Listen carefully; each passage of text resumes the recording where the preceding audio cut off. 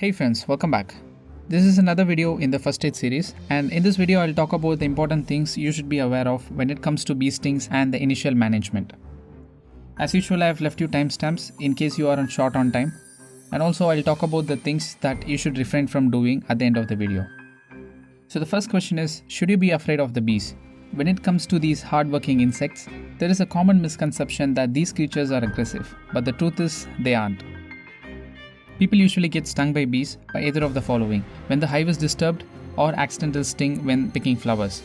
So before getting into the first aid part, I'll quickly tell you some of the fascinating facts about bees. If you take a hive, there will be 3 different types of bees: the queen bee, the drone and the worker.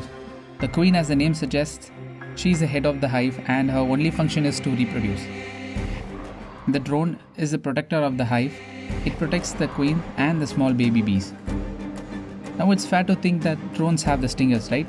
But it is not the case. That is where the worker bee comes in. They are the one with the stingers, but their main function is not to sting, but to collect the nectar and pollinate flowers.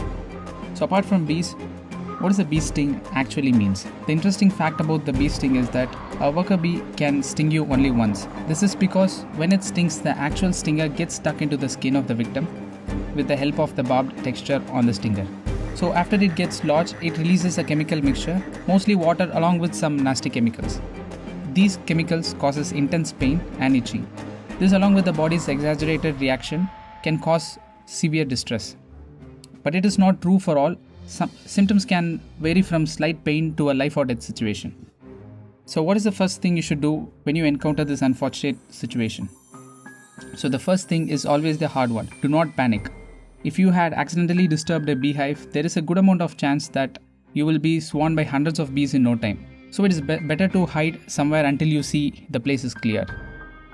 Now the pain would have started and the area will become red. Try to wash it with soap and water, and also while doing that you are likely to see a stinger, which is a small needle-like thing stuck onto your skin. Try to gently remove it to prevent further release of the venom. Now pay attention to your body. When you notice that you feel dizzy or having trouble to breathe, that means you are having an allergic reaction and you need to go to the hospital. If you are in a situation where you can't go to the hospital immediately, then it is safe to have an epinephrine pen at your house, so you could use it. If you only have symptoms like intense pain, sweating and also itching, then do the following. As I told, wash the area, remove the stinger, take a sting kill wipes, which are like alcohol wipes that are available in most of the pharmacy. So take the sting kill wipes and wipe it over and around the bee sting area. These wipes are not only for bee stings but also can be used for other insect bites. If you don't have these, then use ice cubes wrapped in a piece of cloth. The reason to do this is to relieve the pain and to calm you down. The next management is sit in a comfortable place and watch TV or do something you like. Your body is going to take care of itself in no time. While doing that, all you need to do is to observe your body and the swelling. If you feel like your swelling is getting bigger or something is off, then visit a hospital. There is no specific treatment for bee stings, but symptomatic treatments are more than enough. So now you are probably wondering, what are those words like epinephrine pen and sting wipes? These are nothing but the things that you should have in your first aid kit when you live in an area with high bee population. So the essentials are an epinephrine pen in case you have an allergic reaction, a sting kill wipes to relieve the pain, and an antihistamine tablet for the symptoms. So coming to the interesting part of the video, there are things that people do which are totally useless, at the same time equally harmful. So do not put sugar, honey or coffee over it.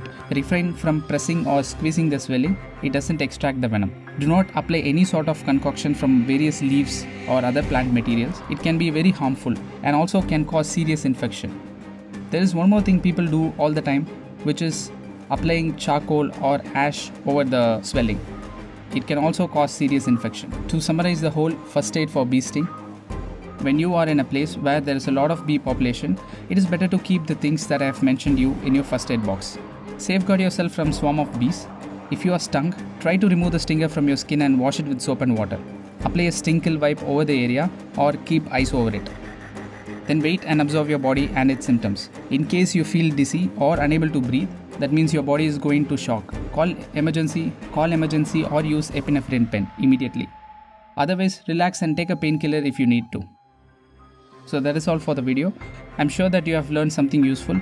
Thank you for watching. If you find this video useful, it will be great if you subscribe to the channel and share it with your loved ones. Thank you.